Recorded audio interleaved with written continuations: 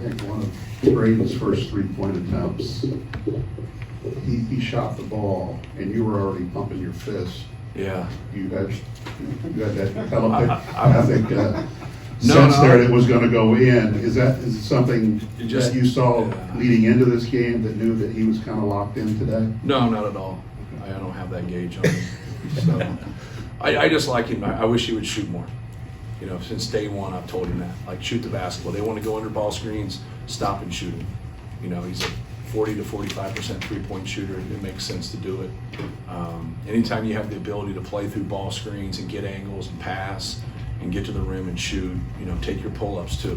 Like, take your open shots. Be aggressive with it. And he likes getting everybody involved. Just, you know, he has really good instincts, but at times he doesn't play off his instincts, and he's just thinking getting everybody involved when he's not going to get anybody involved if they're just going to play and go under him and make him shoot that, and he's not going to do it. So when he did that a couple times, I'd encourage him if he missed it, even though I don't like misses, but it's just the right, you encourage the right place. It was the right play. Hey, Matt, talk about the toughness of your team. When it got close, kind of the tough got going, what does that say about your team and your coaching to these guys that they just didn't back down? Yeah, what Iowa did in the second half, to us, scoring the basketball, pressing us, they do it to everybody. They do it to everybody. And they're a team of runs. You just don't want it to be 40 minutes of that. And it was 20 minutes tonight. And we're fortunate, right? The game's tied at halftime. It's a different outcome. But Fran does an unbelievable job every year. Those guys piece it together, and they might lose a guy to the draft, lose Garza, lose Keegan Murray. I mean, think how good they were there in the second half. Like, their coaching staff does a great job of just finding the right pieces. And Rabraka's made a big jump from last year. Sanford's a game changer. Like, he can be a game changer. And then, the rest of those guys, Chris Murray is fabulous. You saw that. You saw what everybody's making a big deal about him. He's a tough shot maker. I mean, there are very few people out there that can consistently make tough shots, and he's one of them. But no, it's a good win for our team.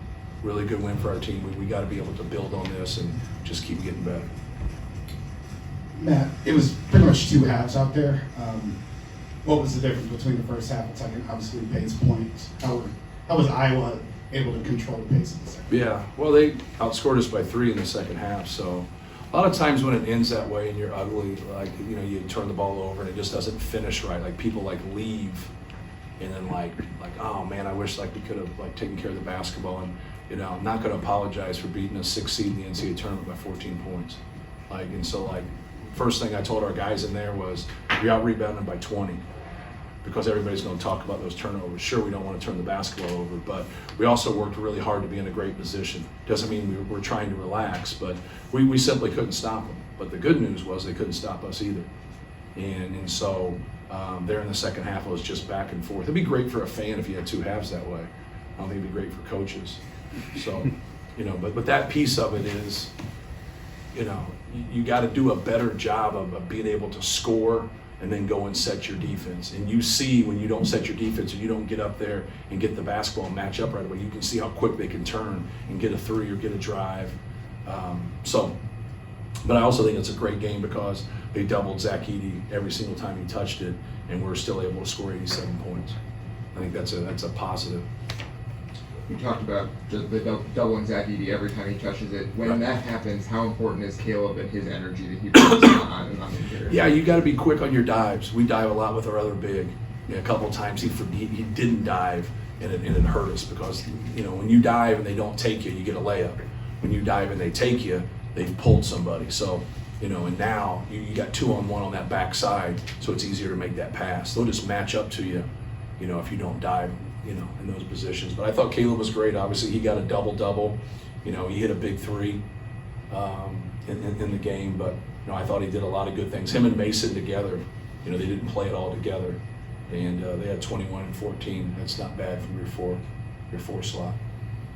Matt, you've mentioned many times about Zach not having the accolades and stuff because he didn't play basketball until, 5 years ago. And he came in here and just went to work. Braden, I know he had a fabulous high school career, Mr. Basketball, but does he have that same mold where he wasn't highly recruited when you offered him a scholarship and he feels like, hey, I've got a lot to prove. I got to go in there and put in the work. Yeah. Well, Braden's a good player. He's very instinctual. You know, he has a very good natural feel for the game, when to pass, when to drive, when to shoot. But yeah, I think that creates a chip on your shoulder. I mean, Braden's been playing basketball his whole life. Zach hasn't. So there's a difference, even though they weren't, highly recruited guys. You know, the key isn't to be as good as you can be when you're 17 or 18. The key is to be as good as you can be when you're 22. You know, because that's the, where you're ranked or how you're recruited really doesn't matter.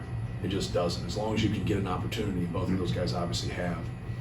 But no, I think that chip on your shoulder, when you've been around other players that you know that you can compete with, that get a lot more attention, you act like that's not important to you, but I think it's important to all of them. You know, they want their just due, but you got to produce. And then obviously tonight, Braden produced. Matt, the first half was really sparked by your defense. It seemed both Zach-Ade challenging shots at the rim and in the mid-range, and then Ethan Morton and Chris Murray had 6 points, and none of them on Morton in the first half. How good were they in just shutting down what Iowa does? Yeah, you're just adjusting to a new arena. You're getting in there. If you deal with a skilled team that kind of starts off hot and gets going, like that's a huge concern. Just because now, like I said earlier, you don't want 40 minutes of that. We just didn't let them get into a rhythm at that time. I thought we contested shots. I thought we were there. Zach did a good job of kind of patrolling the paint and changing some shots, blocking some shots. Ethan did a good job on Chris Murray. But then once they got their head up, that was the difference in the second half. You can't allow those guys to get their heads up, but that's easier said than done. But I thought we did a good job of just setting the tempo of the game by being able to get stops. If you're getting stops against them, they can't set up and get into their press, and that's what they want to do. You see the press have more success in the second half, where they had more opportunities in the second half because they kept scoring. Matt, when Mason or Caleb are hitting threes, what does that mean for your offense? Just the balance, just the spacing, more than anything. I thought Mason came in the game in the first half, really gave us a spark, got that layup on when Zach bobbled the basketball, knocked down some shots for us. Just that spacing. Anytime you can have a 4 that can dive and finish at the rim and also knock down shots, it makes those guys think about what they're doing from a doubling standpoint, as you can get going like Mason did against Penn State and just change the entire game. Hey, Matt. Last one. Question. Zach, 6 for 6 from the line, 4 for 7 from the field, more free throws than field goals scored. What's that say about his overall game and what he's bringing to the table every single game? Well, I just thought he was patient. Be a great rebounder every game. He's been a great rebounder. And there's some things you can't control. They double him. Be a great passer. Help our team out. And he gets more. He has 4 assists tonight. He got a couple hockey assists too, where he got it out of it and they make that next pass. Just a good all-around player. He struggled last year from the free throw line. He's made that improvement. He's gotten better. He's been a better rebounder. He's been better in ball screen defense. He's blocked more shots. He stayed in the game. He's able to play without fouling. He had a couple fouls tonight. I didn't think one of them was a foul, but it's part of it. It's 50 feet away from you too. But no, he's been phenomenal. He's very humble, very, very humble, very down to earth, but also competitive and got an edge to him. It's a pretty good recipe. Thank you, guys.